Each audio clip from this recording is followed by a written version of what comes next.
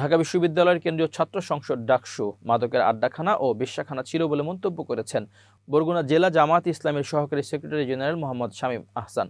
শনিবার রাতে বরগুনার পাথরঘাটার কাটাখালী এলাকায় বরগুনা ২ আসনে জামাতের প্রার্থী সুলতান আহমেদের নির্বাচনী জনসভায় তিনি এমন মন্তব্য করেন। তার এ মন্তব্যের প্রতিবাদ জানিয়েছেন ডাকসুর সাহিত্য ও সাংস্কৃতিক সম্পাদক মুসাদ্দিক আলী ইবনে মোহাম্মদ। একই সঙ্গে জামাতের ওই নেতার উদ্দেশ্যে একটি খোলা চিঠি লিখেছেন ডাকসুর এই নেতা।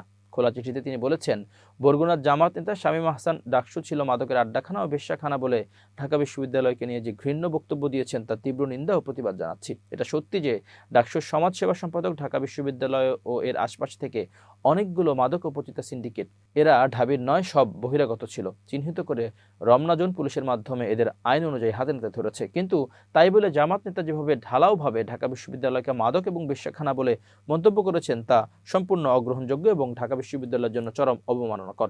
তিনি আরও বলেছেন, তাকে অবিলম্বে জাতির সামনে প্রকাশ্যে ক্ষমা চাইতে হবে। যদি তিনি আজকের মধ্যে ক্ষমা না চান তাহলে আমরা আগামীকাল তার বিরুদ্ধে শাহবাগ থানায় মানহানির অভিযোগে মামলা করব।